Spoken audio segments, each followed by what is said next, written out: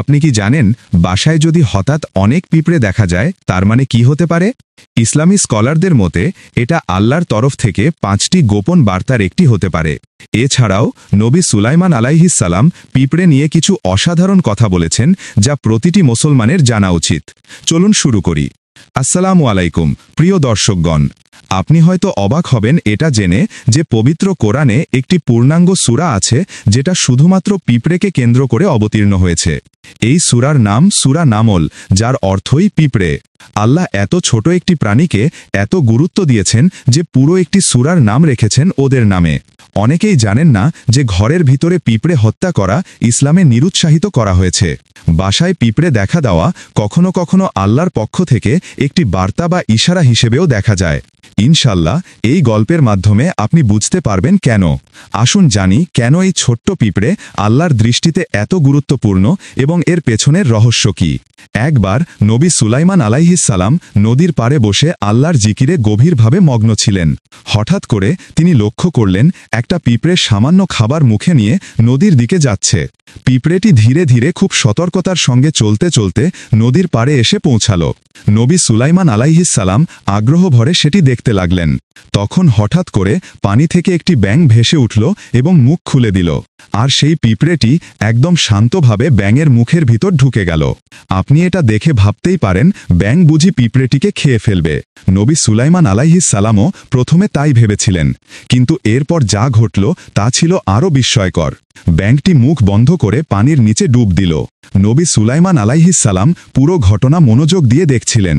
কিছুক্ষণ পর ব্যাঙটি আবার পানির নিচ থেকে উঠে এলো এবং মুখ খুলল, আর সেই একই পিঁপড়েটি সম্পূর্ণ নিরাপদেভাবে বেরিয়ে এলো। কিন্তু এবার নবী সুলাইমান আলাইহিস সালাম খেয়াল করলেন পিঁপড়েটির মুখে যে খাবার ছিল সেটি আর নেই। আপনি নিশ্চয়ই জানেন নবী সুলাইমান আলাইহিস সালাম ছিলেন একমাত্র নবী যিনি পাখি, জন্তু, জানোয়ার, এমনকি পোকামাকড় ও গাছের ভাষাও বুঝতেন এবং তাদের সঙ্গে কথা বলতে পারতেন।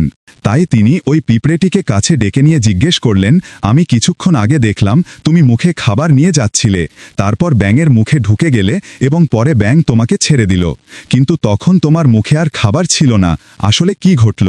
পিঁপড়েটি বিনয়ের সঙ্গে বলল, হে আল্লাহর রাসূল, আমি প্রতিদিন নদীর নিচে এক পাথরের নিচে যাই। সেখানে একটি কৃমি পোকা বাস করে যেটাকে আল্লাহ এমন জায়গায় সৃষ্টি করেছেন যেখানে সে নিজে কিছুই খেতে পারে না আর বাইরে আসতেও পারে না। পিঁপড়েটি আরও বলল, আল্লাহ আমাকে দায়িত্ব দিয়েছেন প্রতিদিন সেই কৃমিটিকে খাবার পৌঁছে দেওয়ার, আর এই দায়িত্ব পালন করতে সাহায্য করার জন্য আল্লাহ একটি ব্যাঙ নিয়োজিত করেছেন। ব্যাঙটি আমাকে তার মুখে করে পানির নিচে নিয়ে যায়। আমি যখন পাথরের কাছে পৌঁছাই তখন আমার মুখ থেকে খাবারটি ওই কৃমিকে দিয়ে দেই। সে তখন তা খেয়ে তৃপ্ত হয়। এরপর ব্যাঙটি আবার আমাকে নিরাপদেভাবে নদীর পাড়ে ফিরিয়ে নিয়ে আসে। এ কথা শুনে নবী সুলাইমান আলাইহিস সালাম বিস্মিত হয়ে আরও একটি প্রশ্ন করলেন। তিনি বললেন, তুমি যখন কৃমিটিকে খাবার দাও তখন কি সে কিছু বলে? পিঁপড়েটি উত্তর দিল, জি হ্যাঁ, হে আল্লাহর রাসূল, আমি সব সময় ওর মুখ থেকে একটি বিশেষ কথা শুনি। নবী সুলাইমান আলাইহিস সালাম জিজ্ঞেস করলেন, ও কি বলে? পিঁপড়েটি বলল, ও বলে, দয়াময় এবং রিজিকদাতা আল্লাহ, যিনি আমাকে এই গভীর সাগরের নিচেও ভুলে যাননি, তিনি কিভাবে সেই মানবজাতিকে ভুলে যাবেন যাদের তিনি সৃষ্টির শ্রেষ্ঠত্ব দিয়ে সম্মানিত করেছেন। এই ছিল নবী সুলাইমান আলাইহিস সালাম এবং একটি ক্ষুদ্র পিঁপড়ের মাঝে ঘটে যাওয়া অলৌকিক ও হৃদয়স্পর্শী ঘটনা। এটি আমাদের সকলের জন্য একটি বড় শিক্ষা যে আল্লাহ কাউকেই রিজিক দেওয়া থেকে ভুলে যান না, যতই ছোট বা অদৃশ্য হোক না কেন সেই প্রাণী। প্রিয় দর্শক, কোরআনে আরও একটি গুরুত্বপূর্ণ ঘটনা বলা হয়েছে যেখানে পিঁপড়ের কথা এসেছে। একদিন নবী সুলাইমান আলাইহিস সালাম তার বিশাল সেনাবাহিনী নিয়ে অগ্রসর হচ্ছিলেন। ঠিক তখনই একটি পিঁপড়ে অন্যদের সতর্ক করে বলল, হে পিঁপড়েরা, দ্রুত নিজেদের বাসায় ঢুকে পড়ো, না হলে সুলাইমান এবং তার বাহিনী অজান্তেই তোমাদের পিষে ফেলবে। নবী সুলাইমান আলাইহিস সালাম সেই পিঁপড়ের কথা শুনতে পেলেন এবং কৃতজ্ঞতায় মুচকি হাসলেন। তিনি আল্লাহর কাছে শুকরিয়া আদায় করে বললেন, হে আল্লাহ, আপনি যেহেতু আমাকে এই পিঁপড়ের ভাষা বুঝবার ক্ষমতা দিয়েছেন, তাই আপনিই আমাকে আপনার সৃষ্টির প্রতি ন্যায়পরায়ণ এবং দয়ালু থাকার শক্তি দিন। প্রিয় দর্শক, ইসলামী পণ্ডিতারা বলেন, যখন কোনো ঘরে নিয়মিত পিঁপড়ে দেখা যায় তখন তা আল্লাহর পক্ষ থেকে বরকতের ও রিজিক প্রবেশের ইঙ্গিত হতে পারে। যেখানে আল্লাহ রিজিক বাড়ান সেখানে পিঁপড়ের উপস্থিতি নিজে থেকেই দেখা যায়। তাই আপনার বাসায় পিঁপড়ে ঘোরাফেরা করলে সেটিকে বিরক্তির বিষয় হিসেবে নয়, আশার আলামত হিসেবে দেখুন। ইসলামী জ্ঞানের আলোকে ও প্রাচীন বিশ্বাস অনুযায়ী ঘরে পিঁপড়ের উপস্থিতি হল সম্পদ আসার লক্ষণ। বিশেষ করে আপনি যদি দেখেন কোনো পিঁপড়ে ডিম বহন করছে, তাহলে সেটা খুবই শুভ লক্ষণ। এটি রিজিক বৃদ্ধি এবং আর্থিক স্বস্তির ইঙ্গিত দেয়। আপনি যদি দেখেন কালো পিঁপড়ে আপনার চালের হাঁড়ি বা রিজার্ভ স্টোরেজ থেকে বেরোচ্ছে, তাহলে সেটি একটি ইশারা হিসেবে ধরা হয় যে শীঘ্রই আপনার হাতে অর্থ আসতে চলেছে। এটি হঠাৎ আর্থিক লাভ বা পুরনো পাওনা ফিরে পাওয়ার লক্ষণ হতে পারে। আর যদি আপনি পিঁপড়ে দেখেন গয়নার বাক্সে ঘোরাঘুরি করছে, তাহলে সেটিকে আরও স্পষ্টভাবে ধরা হয় শীঘ্রই আপনি স্বর্ণ অলংকার বা কোনো মূল্যবান জিনিস পেতে পারেন। প্রচলিত ধারণা অনুযায়ী এমন পিঁপড়ের উপস্থিতি ভবিষ্যতের আর্থিক প্রাচুর্যের পূর্বাভাস দেয়।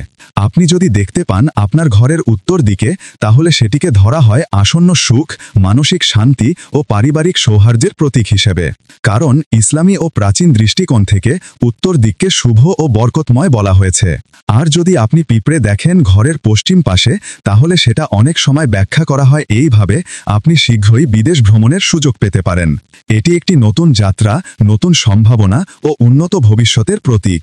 দুঃখজনকভাবে আমরা অনেক সময় পিঁপড়েকে নির্মমভাবে মেরে ফেলি বিভিন্ন কীটনাশক ব্যবহার করে। কিন্তু অনেক ক্ষেত্রেই এই ছোট প্রাণীগুলোর উপস্থিতি আসলে রিজিক বৃদ্ধির ইশারা, ক্ষতির কিছু নয়। যতক্ষণ না পিঁপড়ে বিষাক্ত, ক্ষতিকর বা খাবার সম্পদ নষ্ট করছে, ততক্ষণ পর্যন্ত তাদের মেরে ফেলা অনুচিত। কারণ ওরাও আমাদের মতোই আল্লাহর কাছ থেকেই রিজিক পায়। একটি ইসলামী বর্ণনা অনুযায়ী একবার নবী সুলাইমান আলাইহিস সালাম কিছু মানুষকে নিয়ে বৃষ্টির জন্য দোয়া করতে বের হয়েছিলেন। তিনি হঠাৎ দেখতে পেলেন একটি পিঁপড়ে তার পিঠের উপর শুয়ে আছে, পা নাড়াচ্ছে আর আল্লাহর কাছে দোয়া করছে। পিঁপড়েটি বলছিল, হে সকল জগতের পালনকর্তা, আমরাও তো আপনার সৃষ্টি, আমাদেরও তো বৃষ্টির জন্য প্রার্থনা করার অধিকার আছে। আপনি যদি বৃষ্টি না দেন তাহলে আমরা মরে যাব। এই হৃদয় ছোঁয়া দোয়া শুনে নবী সুলাইমান আলাইহিস সালাম তার সাথীদের বললেন, চলুন আর সামনে না যাই, বৃষ্টি আসছে অন্য কারো দোয়ার কারণে, আমাদের আর প্রয়োজন নেই, তাই চলুন ফিরে যাই। এই গল্প আমাদের স্মরণ করিয়ে দেয় আল্লাহর প্রতিটি সৃষ্টি তাকে শ্রমণ করে, তাকে মহিমা দেয়। বিশেষ করে পিঁপড়েরা যারা সব সময় আল্লাহর জিকিরে থাকে, দোয়ায় লিপ্ত থাকে। কিন্তু আমরা তার সবচেয়ে সম্মানিত সৃষ্টি এতটাই দুনিয়ার ব্যস্ততায় ডুবে আছি যে নিজের রবের দিকে মুখ তোলার সময়টুকুও পাই না। তাই চলুন এই দোয়া করি, হে আল্লাহ, আমাদের হৃদয় আপনার দিকে ফিরিয়ে দিন, এই দুনিয়ার মোহ থেকে আমাদের মুক্ত করুন, আমাদের এমন বান্দা বানিয়ে দিন যারা সব সময় আপনার কাছে ফিরে আসে। আপনার সাহায্যই আমরা চাই, আমরা আপনার কাছেই ফিরে যাই, আমাদের সকল চাহিদা ও প্রয়োজন কেবল আপনার কাছেই।